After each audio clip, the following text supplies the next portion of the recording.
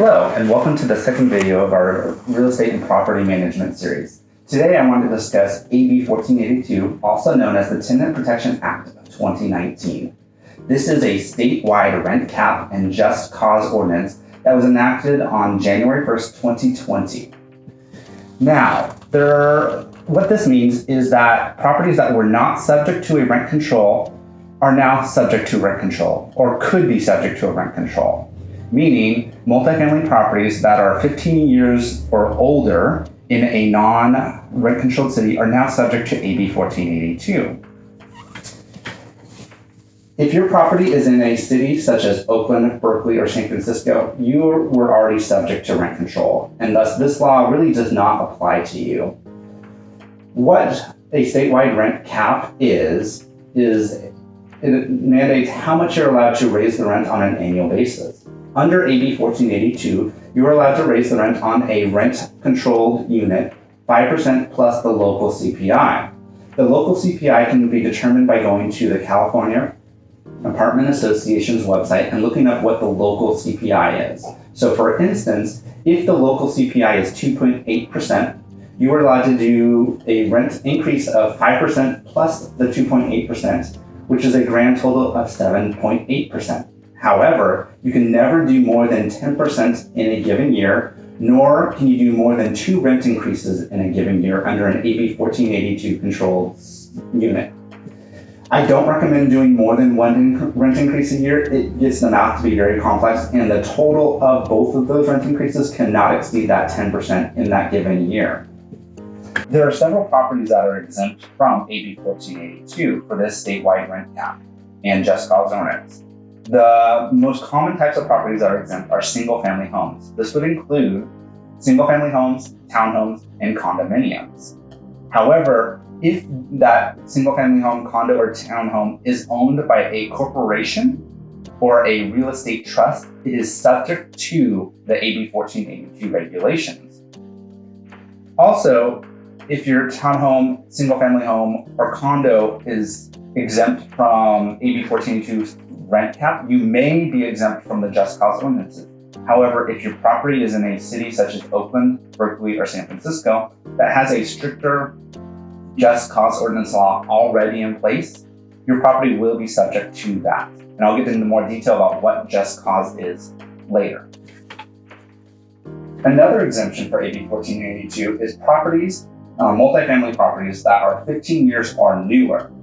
These properties are exempt from both the statewide rent cap and the just cause ordinances. However, this 15 years exemption is a rolling exemption, meaning your property will lose its exemption over time. Once it hits day 1501, you become subject to the statewide rent cap and just cause evictions. AB 1482 also made the rent cap effective retroactively. The base rent is based on March 15, 2019. So if your rent increase was greater than 5% plus the local CPI as of or after March 15th, you need to roll back your rent as of January 1st, 2020 to whatever the level was at March 15, 2019. You do not have to refund any payments over that amount, but your new base rent will be the 5% plus local CPI moving forward based on that March 15, 2019 rent rate. AB 1482 does not apply to vacant units. So when you have a vacant unit, you can raise the unit's rent to whatever the fair market value is. This is your new base rent moving forward. Now let's talk about just cause ordinances. There's 2 types of evictions. The first type of eviction is an at-fault eviction, and this would include non-payment of rent, major lease violations, items like that where the tenant is at fault. These are still allowed under state law, but it's going to be more complex to do an eviction. If your property is already in a rent-controlled city, most of these cities already have much stricter rent-controlled just cause ordinances, and your property is already subject to them. We are experts on that. So if you have specific questions, reach out to me.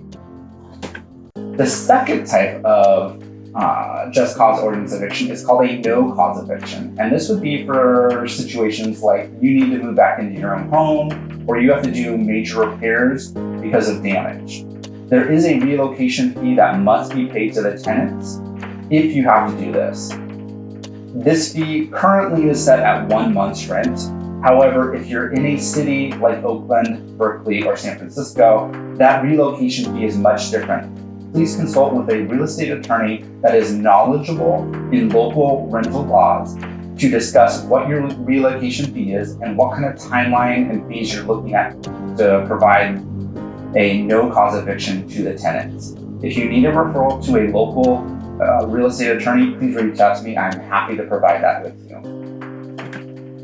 For both of these types of rent control and eviction control, you are now required to provide a notice of exemption to your tenants if they're already existing. If you're an Advent client, we've already served your tenants with that notice. Moving forward, we also have a lease that is AB 1482 compliant for all of our new tenants moving in. If you have any questions about the complexities of this law, I'm more than happy to speak with you. You can call or text me at 510-500-7531. You can also email me at dglass@adventpropertiesinc.com. I look forward to working with you on our next video. Thank you.